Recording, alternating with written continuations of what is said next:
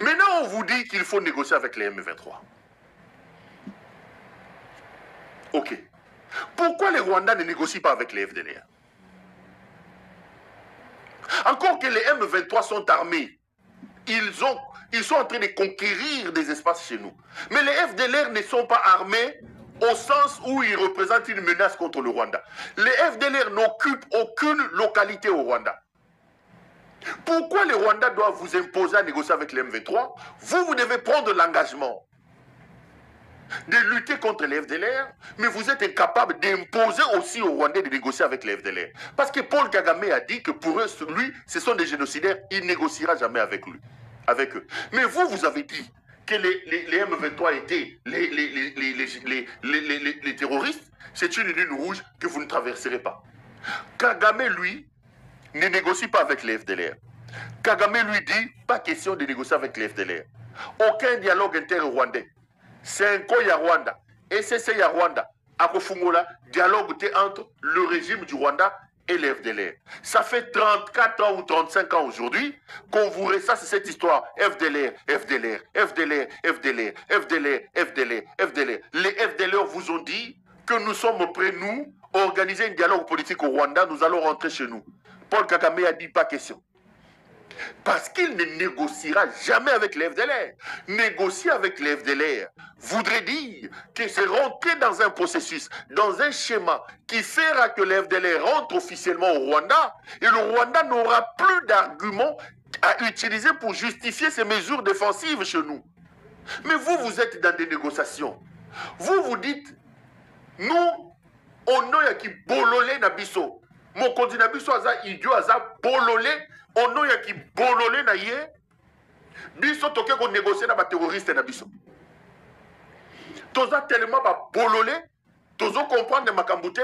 Toke ko négocier na ba terroriste na biso M23. Bino bo benga ba terroriste. Mais ye mutazo à côté pa na bino. Boza incapable à kolobane bon. Biso kutu ba terroriste na biso basé pas na biso. Mais yo ba terroriste no bazo déranger ote. Négocier pe na bango. Pourquoi les Rwandais ne négocient pas avec les FDLR? Vous acceptez de prendre le fardeau ya ko bundi saba. Oyo mutu bololé. Bololé, bololé ya oyo bololé ya boyaza bolokota ya wapi. Tout ça mutu wapi. Je regardais la réaction des gens de l'UDPS, les fameux talibans, sur les réseaux sociaux et sur le plateau de télévision. Bato Nakadiocha. Ils disent que la sortie de M. Kagame est une preuve que Kagame a Sili Mayele. Kagame a Zaïko Lobate. Les Londé Toro Loba. Kagame a Sili Mayele. A commis biloba loba. Donc pour eux, les sorties de M. Kagame sont des preuves que M. Kagame est totalement désarticulé par rapport à l'accord qu'ils ont signé.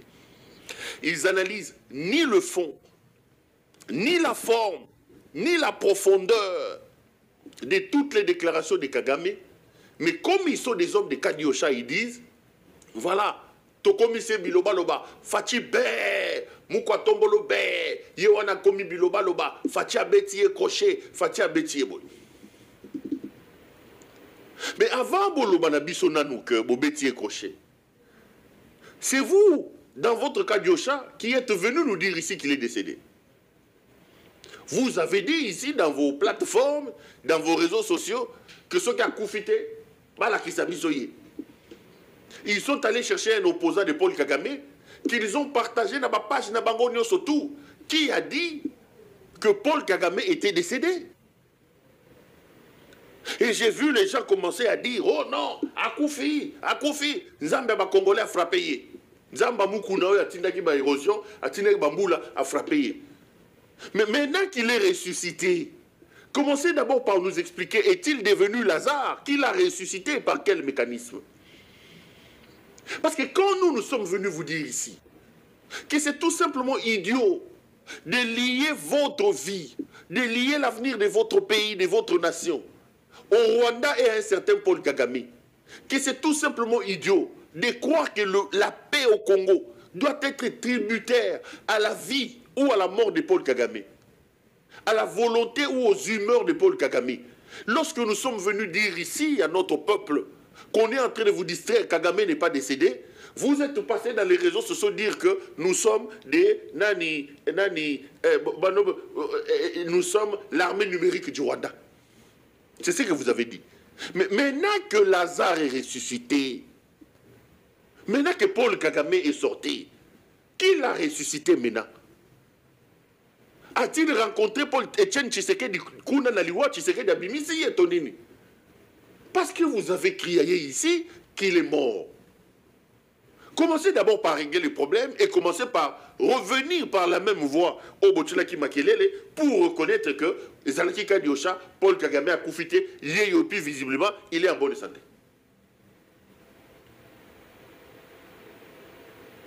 Dans la vie, les amis, il vaut mieux avoir un problème avec un méchant plutôt qu'avec un idiot. Ce n'est pas la première fois que je vous dis ça. Le méchant est calculateur. Il met de l'intelligence pour accomplir ses actes de méchanceté. Mais l'idiot ne calcule rien. L'idiot est un danger non seulement pour toi, mais il est aussi un danger pour lui-même. Parce qu'un méchant, dans son calcul, il met en place des mécanismes.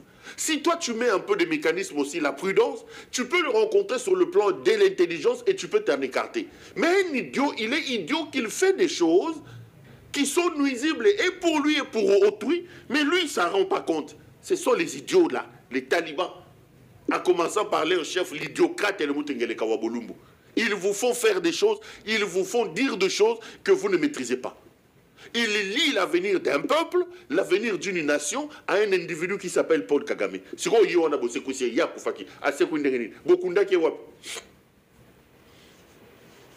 Na cimetière à Kasingiri qui sont Kasingiri qui est à Lubumbashi, ton la nouvelle cité, Nancy le bambou.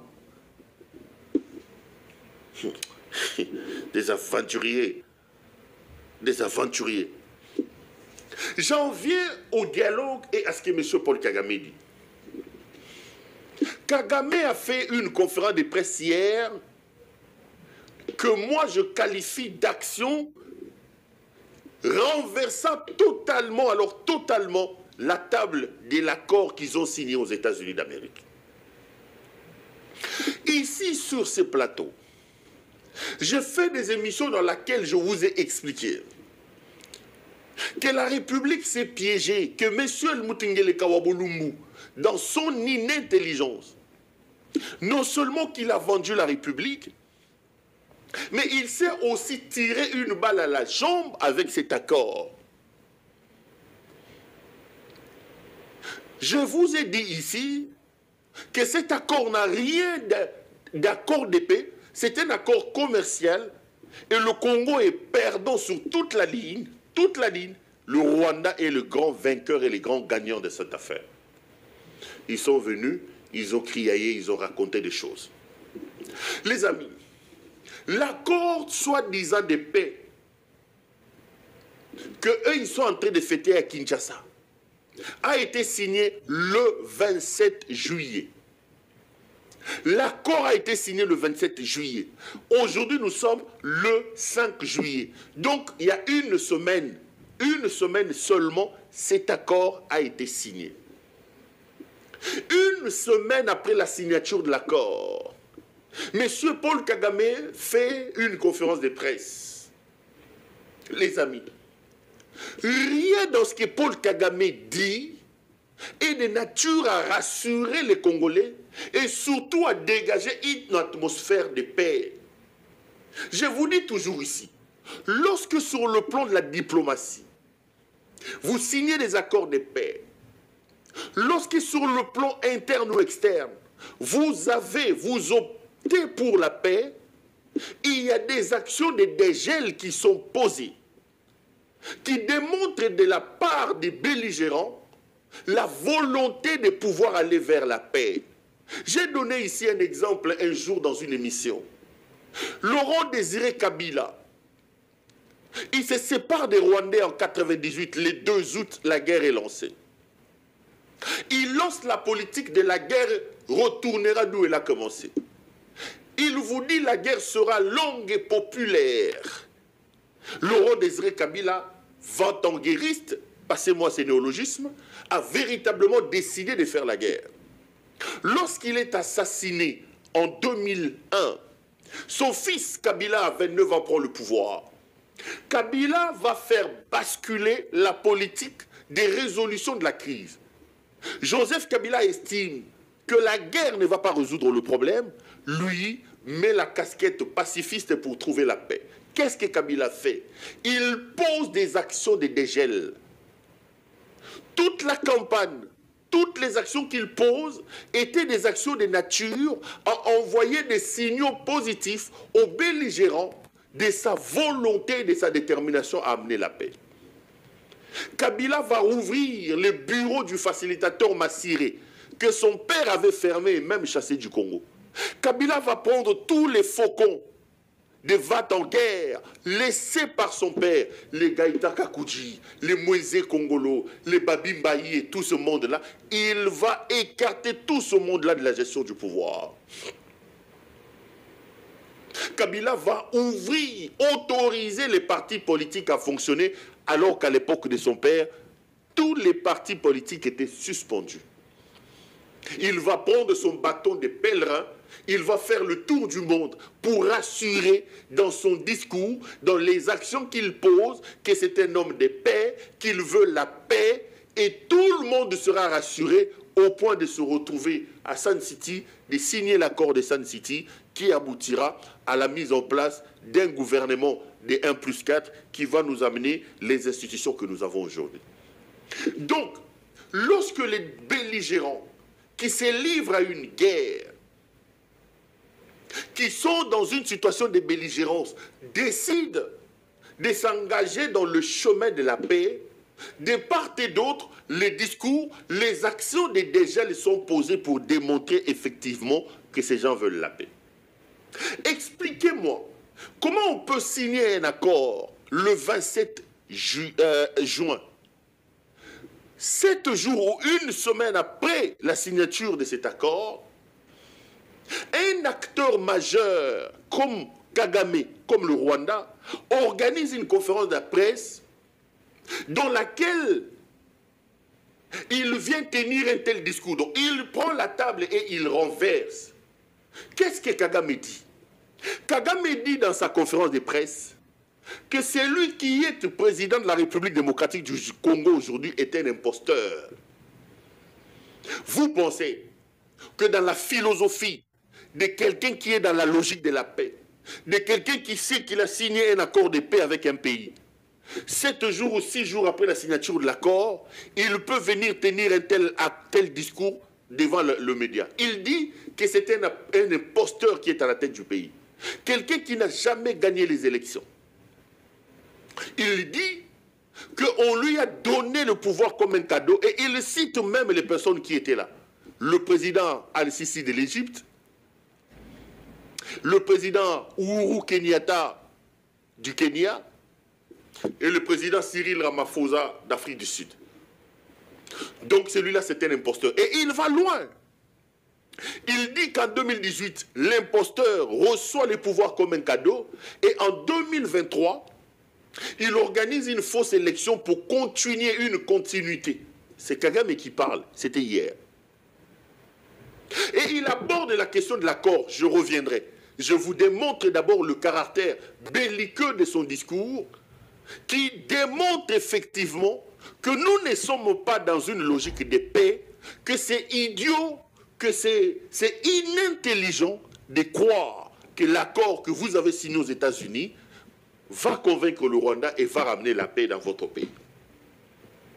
Aujourd'hui, Kagame fait une autre déclaration. Il dit ceci. Il dit qu'il a entendu, sans les citer, mais tout le monde sait qu'il parle de Tshisekedi, des gens disent qu'à partir de Goma, à partir de Bukavu, ils peuvent toucher le Rwanda. Il dit que ces gens ont recruté des mercenaires. Aujourd'hui, ils recrutent des mercenaires colombiens. Je reviendrai demain, lors de mon décrit, sur cette affaire des mercenaires colombiens. Parce qu'après avoir échoué avec les Roumains, à qui moi j'ai même sauvé la vie, Helmut Ngele Kawabulumbu, a aujourd'hui une signature de contrat pour faire venir cette fois-ci des mercenaires, mais venant de la Colombie.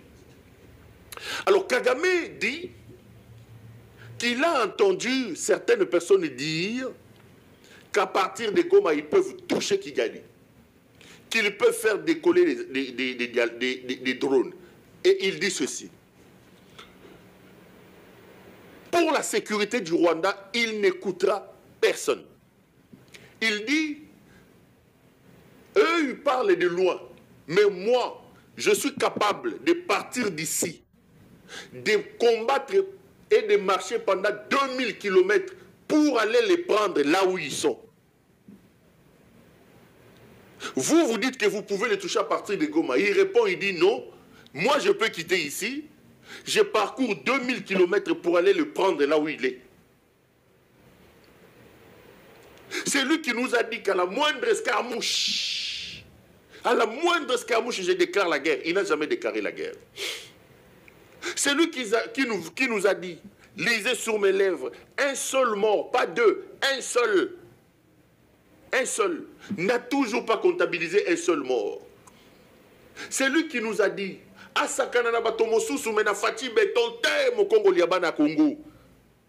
n'a toujours pas la preuve que Kagame a Sakananaye. C'est lui qui nous a dit qu'à partir de Goma Tokoki ko touché Kigali wana. Ne comprend toujours pas que Kigali n'est pas touché. Mais Kagame lui dit Ngai nakoki ko longwawa na tamboliti na 2000 km na keko kangaye sikazali kona. Je mets d'abord un point sur ces deux discours-là. Rien que ces extraits, parce qu'il a beaucoup parlé. Est-ce que vous pensez qu'un belligérant, président de la République, qui connaît les principes du respect de ses homologues, qui connaît le principe qu'on parle de notre pays, vous pensez que quelqu'un qui est dans la logique de la paix, que quelqu'un qui a signé un accord, que les autres présentent comme une victoire de paix, peut vraiment tenir un tel discours une semaine seulement après la signature? Je pose la question simple. Vous pensez qu'au regard de la teneur, qu'au regard du format, au regard du contenu des discours, de la conférence de presse tenue hier par M. Kagame, au regard des propos que je viens de vous relayer, est-ce que vous pensez que M. Kagame est vraiment dans la logique de la paix et que vous pensez que Paul Kagame a signé un accord de paix avec la République démocratique du Congo? Qu'est-ce qui se passe dans la tête de Félix Tshisekedi?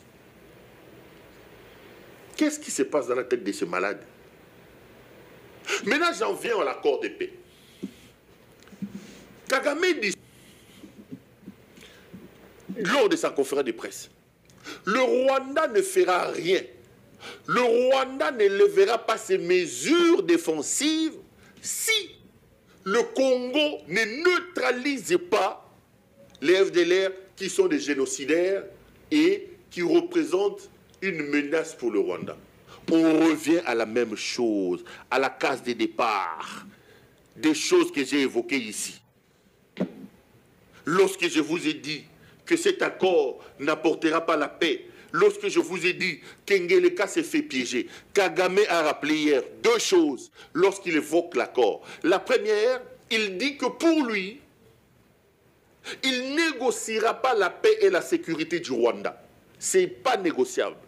Il ne lèvera pas les mesures défensives du Rwanda aussi longtemps que le Congo ne mettra pas fin, le Congo ne neutralisera pas les FDLR. Point.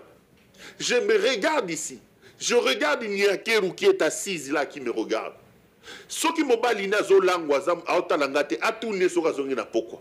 Vous avez regardé Félix dans sa tête de Mongol là, dans sa tête d'un homme qui a la farine à la place du cerveau. Vous pensez que Félix Tshisekedi peut terminer l'affaire des FDLR? Il va commencer où, comment, quand, pour quel résultat? Est-ce que Félix Tshisekedi a-t-il la possibilité de neutraliser les FDLR? Est-ce que Félix peut vous localiser à l'heure où je parle, où je fais cette émission, où se trouve les FDLR? Est-ce que Félix peut vous dire, et même Paul Kagame, le nombre exact des FDLR qui sont chez nous aujourd'hui? Les FDLR, comment faire pour les recenser? Ça fait plus de 30 ans que ces FDLR sont chez nous. Ceux qui étaient venus en 94, certains sont morts. Comment dénicher que ça c'est un FDLR? Comment les savoir? Ils ont coalisé chez nous. Ils vivent chez nous. Pire encore, ces FDLR combattants qui sont encore au niveau, qui ont encore les armes, sont aujourd'hui utilisés par l'armée congolaise. Comment on peut demander, comment on peut prendre l'engagement de lutter contre sa propre ombre? Les FDLR, c'est une sorte d'ombre de M. Félix Tshisekedi. Tshisekedi va signer un accord dans lequel il promet de lutter contre Ombre Nayemoko. Des gens que lui utilise, des gens que lui arme, il dit qu'il va lutter contre eux.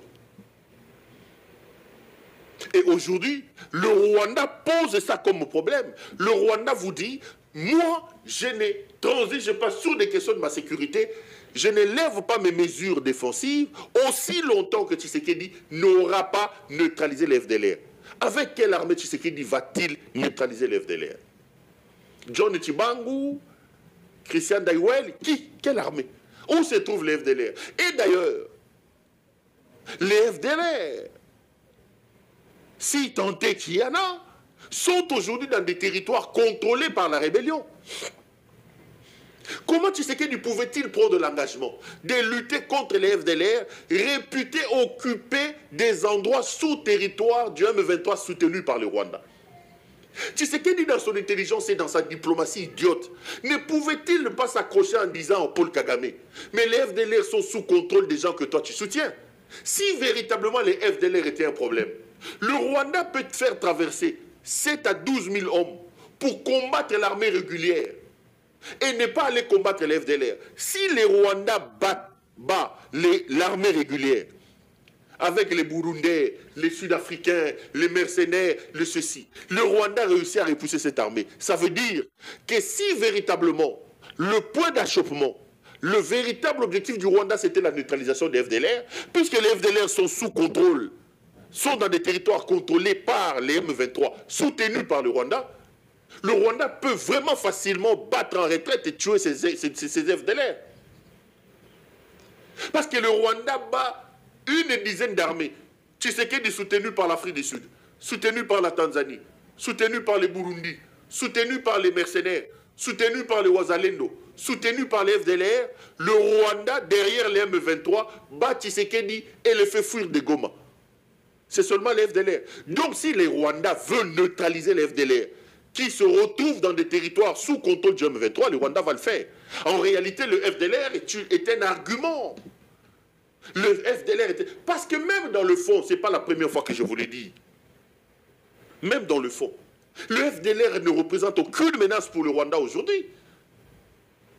Le Rwanda peut-il vous dire quelle est sa localité qui a été attaquée par les FDLR? C'était en quelle année? Le Rwanda peut-il vous dire quelle est une bombe ou même une cartouche tirée par les FDLR qui a atterri au Rwanda? Le Rwanda peut-il vous dire?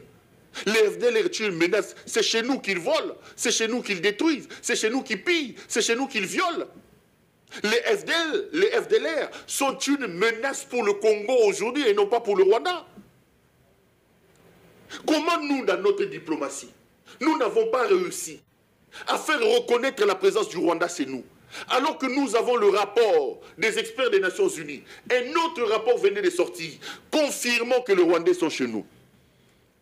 Comment est-ce que nous n'avons pas pu contrarier le Rwanda en lui expliquant? Vous nous demandez de neutraliser les FDLR. Comment pouvons-nous neutraliser les FDLR dans un territoire qui est sous votre contrôle? Parce que les M23, c'est vous. C'est vous qui contrôlez. Si vous êtes la capacité de nous battre, nous, les FARDC, avec toutes les personnes qui sont avec nous, puisque les FDLR sont dans un territoire qui est sous votre contrôle, vous pouvez facilement aller attaquer les FDLR. On pouvait même tourner cette affaire et officiellement signer que le Rwanda était au Congo pour aller attaquer les FDLR. Mais c'est idiot ici. C'est idiot. Moi, si on n'a pas besoin de anglais, Wagner, Mama ya Mayele, Mayele ya nini? Il y a français, il y a Ndakuto Mayele ya nini? Qu'est-ce que Wagner vous a apporté dans cette affaire? Et Kagame vous dit aujourd'hui que si vous ne neutralisez pas les FDLR, il ne lève pas ces mesures. Vous allez neutraliser le FDLR quand, comment et pourquoi? Comment? Vous allez neutraliser le FDLR. Vous prenez vos richesses. Les richesses et les métaux rares recherchés sur Namokili. Vous allez donner ça gratuitement aux Américains via les Rwandais. Vous prenez des engagements alors que le Rwanda, pays agresseur, n'en prend aucun. Aucun. Vous êtes incapable de faire admettre à la communauté internationale et aux États-Unis que le Congo est une victime, que le Rwanda est un pays agresseur. Les de ces mesures défensives et qu'ils reçoivent les FDLR qui accepteront de s'y rendre. Les mesures défensives sont où? On va les lever quand? Sous quelles conditions? Personne ne les laisse. Mais cet idiot ici, qui a bu, Alié Foufou Vimbi Boumou, Azu Wagner Wana Tindi Ekuna, l'idiot ici, lui prend l'engagement de lutter contre les FDLR. Tant que vous ne vous lèverez pas, Tshisekedi est un danger. Tshisekedi est un cancer. Tshisekedi est en train de tordre le cou à nos espoirs. Deuxième argument, Kagame dit hier, première chose, neutraliser le Rwanda. Deuxième élément, négocier avec les M23, arranger vos problèmes à l'interne. Je pose la question. Comment vous pouvez signer un accord dans lequel le Rwanda n'est pas reconnu comme agresseur? Le Rwanda n'est pas reconnu comme étant présent dans votre pays. Le Rwanda, dans cet accord, n'est même pas reconnu comme étant soutien du M23. Aujourd'hui, les Rwandais vous demandent, vous engagez à neutraliser les FDLR et vous séparez la question du M23 avec le Rwanda. Vous innocentez le Rwanda. Dans l'accord, le Rwanda n'a aucune liaison avec les M23. Ok. Maintenant, on vous dit qu'il faut négocier avec les M23. Ok. Pourquoi les Rwandais ne négocient pas avec les FDLR? Encore que les M23 sont armés, ils sont en train de conquérir des espaces chez nous. Mais les FDLR ne sont pas armés au sens où ils représentent une menace contre le Rwanda. Les FDLR n'occupent aucune localité au Rwanda. Pourquoi les Rwandais doivent vous imposer à négocier avec les M23? Vous devez prendre l'engagement de lutter contre les FDLR, mais vous êtes incapable d'imposer aussi aux Rwandais de négocier avec les FDLR. Parce que Paul Kagame a dit que pour eux, lui, ce sont des génocidaires, il ne négociera jamais avec eux. Mais vous avez dit que les M23 étaient les terroristes, c'est une ligne rouge que vous ne traverserez pas. Kagame, lui, ne négocie pas avec les FDLR. Kagame lui dit, pas question de négocier avec les FDLR. Aucun dialogue inter-rwandais. C'est un Koya Rwanda. Et c'est ya Rwanda. À Kofungola, dialogue entre le régime du Rwanda et les FDLR. Ça fait 34 ans ou 35 ans aujourd'hui qu'on vous ressasse cette histoire. FDLR, FDLR, FDLR, FDLR, FDLR, FDLR, FDLR. Les FDLR vous ont dit que nous sommes prêts, nous, à organiser un dialogue politique au Rwanda, nous allons rentrer chez nous. Paul Kagame a dit pas question. Parce qu'il ne négociera jamais avec les FDLR. Négocier avec les FDLR voudrait dire que c'est rentrer dans un processus, dans un schéma qui fera que les FDLR rentrent officiellement au Rwanda et le Rwanda n'aura plus d'arguments à utiliser pour justifier ces mesures défensives chez nous. Mais vous êtes dans des négociations. Vous dites, nous, on a qui bololé na biso. Mon candidat biso aza idiot aza bololé.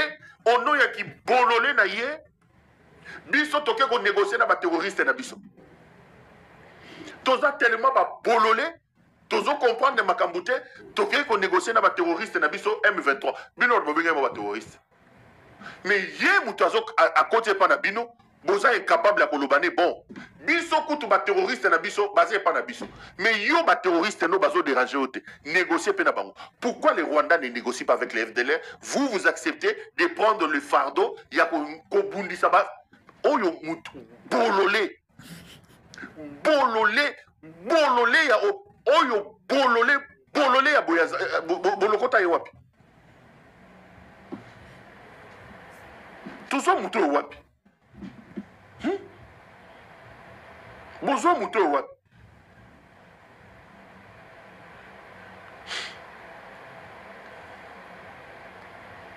Tout ça c'est Kabila. Tout ça c'est Kabila. Au moment où maintenant nous on parle, lui il est en train de consulter. Joseph Kabila, to bondela ki ozonga na mboka. Toloba ki zonga na mboka. Merci ndenge loka biso zonga na mboka. Toloba ki ozonga mboka te pona ba consultation te. Toloba ki ozonga mboka te pona ba dialogue te. Toloba ki ozonga mboka parce que yo mto sala armée wana, yo dirige mboka pendant 18 ans. Bololé oyo ana pouvoir, ye akolongwa kaka na mandoki. Toloba ki ozonga mboka po obenga na ye. Toloba kozonga ndako mboka te okomo yamba ba mama pondu ba mama matembele toloba kozonga mboka o neutraliser mutoyo ba pasteur ba mama pondu ba ko changer le côté toloba kizonga mboka neutraliser bololé oyo tikela biso na pouvoir oyo komi ya ba consultation na Bukavu ba consultation na Goma to comprendre ngo lisuste toujours comprendre ngo lisuste faut neutraliser Tshisekedi. Nous avons dit au président Kabila que ce type, ce monstre ici, c'est vous qui l'avez créé. Venez les démanteler, sauvez le pays. Sauvez le pays. Et tout le monde sait que ce Tshisekedi ne quittera pas le pouvoir par des voies démocratiques. Tout le monde le sait. Sans même les diables en affaires sait que Tshisekedi ne quitte pas le pouvoir. Il faut lui imposer un départ. Il faut lui imposer un départ. Et le seul langage que Tshisekedi comprend, c'est le langage de la force. Kagame dit maintenant, neutraliser les FDLR, deuxième condition, négocier avec les M23. Vous pensez que Bololé ou Bana pouvoir, ils vont remplir ces deux conditions? Vous pensez? Ils ne vont pas le faire. Quand j'entends les gens saluer cet accord, quand j'entends les gens se réjouir, l'UDPS dans son cas de chat, faire croire aux Congolais que c'est un génie, l'accord des États-Unis. J'ai toujours posé la question. Est-ce que nous avons la même compréhension des choses? Est-ce qu'on a lu le même accord avec tout ce monde ici? Est-ce qu'on a lu le même accord?